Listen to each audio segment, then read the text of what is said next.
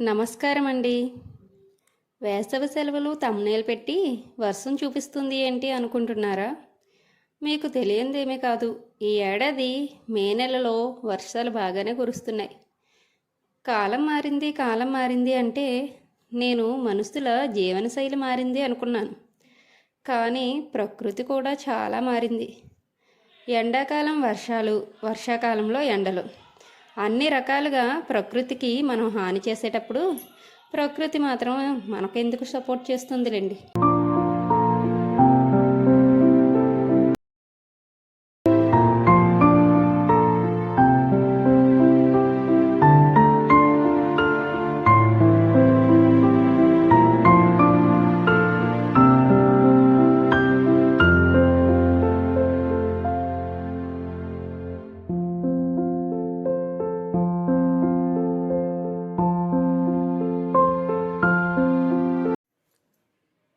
ఇంకా వీడియోలోకి వస్తే అందరిలాగే మేము కూడా వేసవి సెలవులకి మా అమ్మ వాళ్ళ ఊరొచ్చామండి. ఎప్పుడో చిన్నప్పుడు నేర్చుకున్న కాగితం పడవ ఫస్ట్ చేయడం మర్చిపోయాను. నేను మా వదిన ఇలా కాదు అలా, అలా కాదు ఇలా అని డిస్కస్ చేసుకొని ఫైనల్గా పడవైతే చేసాము. డ్రైనేజీల పుణ్యమా అని వర్షం నీళ్లు ఎక్కడా నిల్వ ఉండటం లేదు. అందుకని పడవల్ని బకెట్లో వేసాము. తేలికపాటి కాగితం అవడం వలన తొందరగా మునిగిపోయాయి.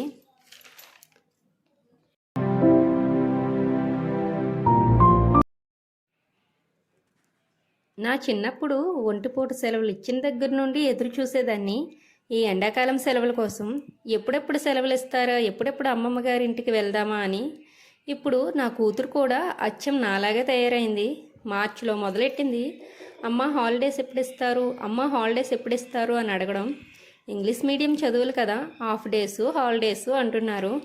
మా 90s జనరేషన్లో చాలా వరకు తెలుగు మీడియమే.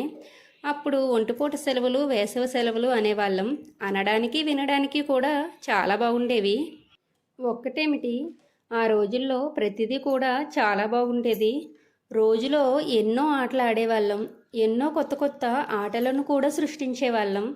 నేనైతే మా అమ్మమ్మ గారి ఊరిలో నేర్చుకున్న ఆటలన్నీ మళ్ళీ మా ఊరెళ్ళి అక్కడ మా ఫ్రెండ్స్కి నేర్పించి వాళ్ళతో కలిసి ఆడేదాన్ని. అలా చేసి ఎంతో ప్రౌడ్గా ఫీల్ అయ్యేదాన్ని. ఇక్కడ మా పిల్లలకి నేను ఆట చెప్పాను, పాల్జుమ్ ఆట. ఇలా కూర్చొని ఆడుకునే ఆటలు చిన్నప్పుడు చాలానే ఉండేవి.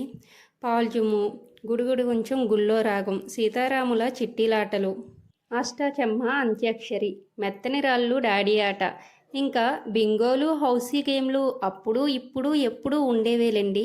ఇలా ఒకటేంటి, మా చిన్నతనంలో మేము ఆడినవి చేసినవి బోలెడన్ని ఉన్నాయి.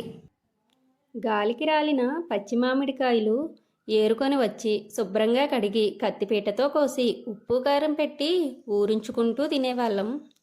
తాటి ముంజలకు వాళ్ళు వీళ్ళు వెళ్తున్నారని మేము కూడా కత్తి కర్ర పట్టుకొని వెంటపడి వెళ్ళేవాళ్ళం.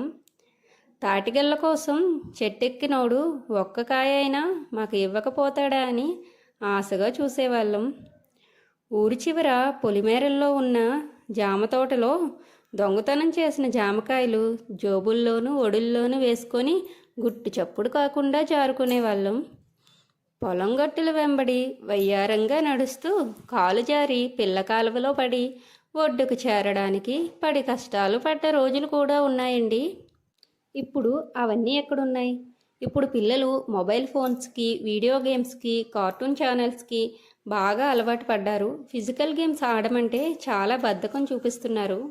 ఇక్కడ మా పిల్లలందరూ కొంచెం వయసు పరంగా బాగా చిన్నపిల్లలు కదా, అందుకే కూర్చొని ఆడుకోమని, ఇంటి పట్టునే ఉండి ఆడుకోమని చెప్పాను.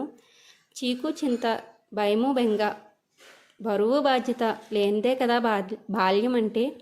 ఇలాంటి బాల్యంలో జరిగిన ఎన్నో తీపి జ్ఞాపకాలను ప్రతి మనిషి అప్పుడప్పుడు నెమరవేసుకుంటూ ఉంటాడు.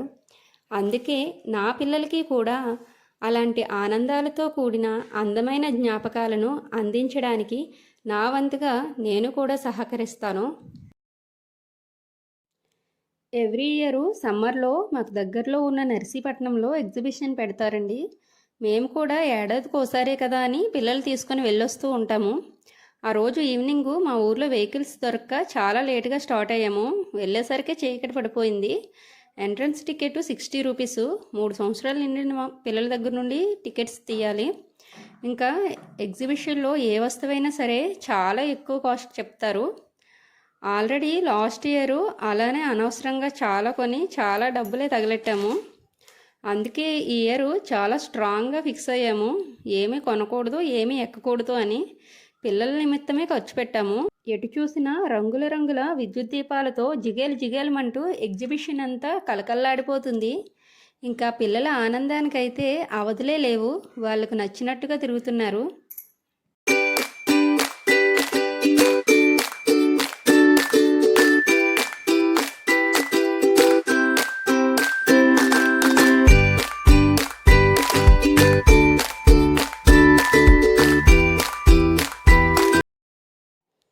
మా చిన్నతనంలో రంగుల రాట్నాలు, జైంట్ వీళ్ళు ఊర్లో బాగా ఫేమస్గా జరిగే పండక్కి మాత్రమే కనిపించేవి. అప్పట్లో 5 రూపాయలు, 10 రూపాయలు టికెట్ వేల ఉండేది. ఇప్పుడు ఏదైనా 50 రూపాయలే అంట.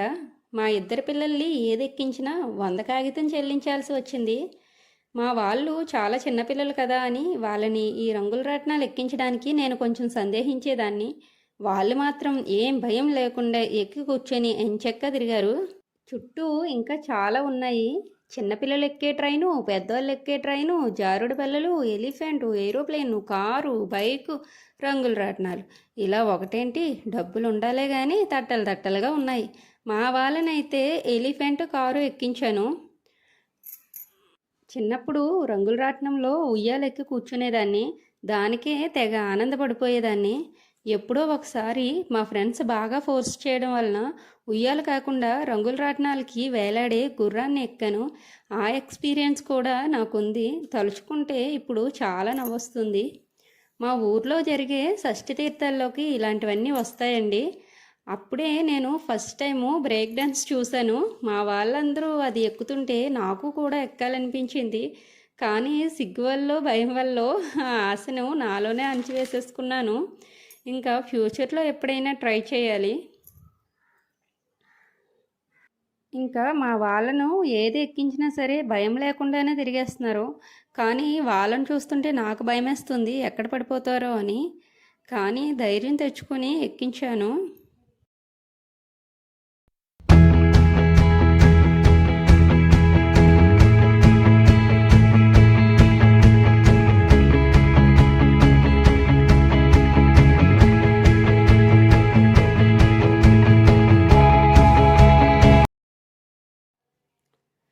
చిన్నపిల్లలు కదా అని స్టార్టింగ్లో వీళ్ళని ఎక్కించడానికి కొంచెం భయపడ్డాము.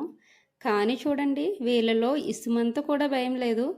మహారాణుల్లా ఎంత దర్జాగా కూర్చున్నారో ఈ బొమ్మ ఏనుగుల మీద. ఇలా సమ్మర్ హాలిడేస్లో ఒక్కో రోజు ఒక్కోలా గడిచింది.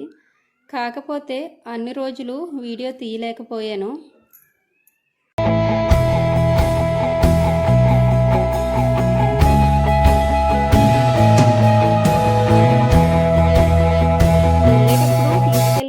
జంతికలు వేసుకుంటున్నాము. ఓ నెల రోజులు పిల్లలకి స్నాక్స్గా పనికొస్తాయని.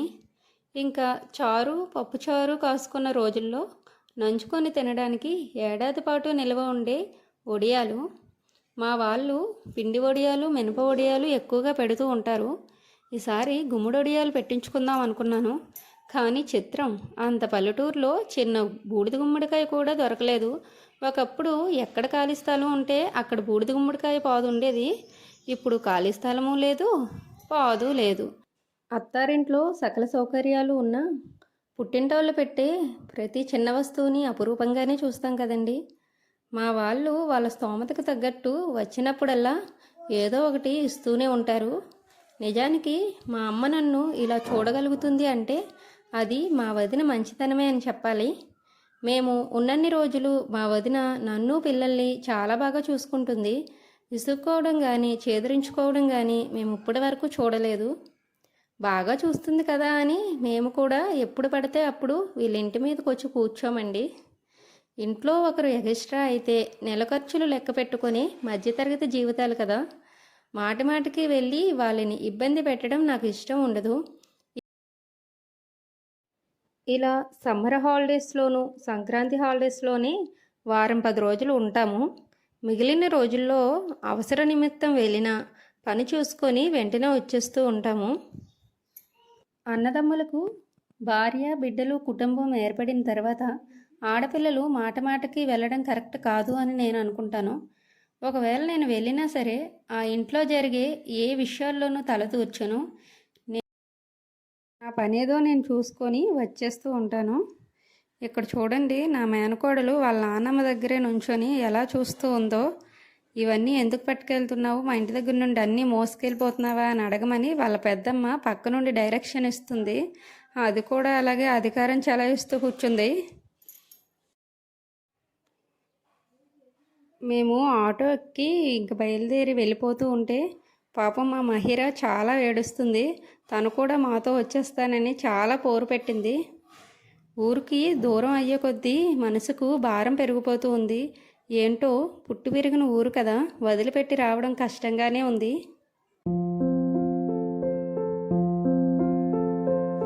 ఈ వీడియో అని మీకు నచ్చినట్లయితే లైక్ చేయండి, షేర్ చేయండి. ఇలాంటి మంచి వీడియోస్ కోసం నా ఛానల్ని సబ్స్క్రైబ్ చేయండి.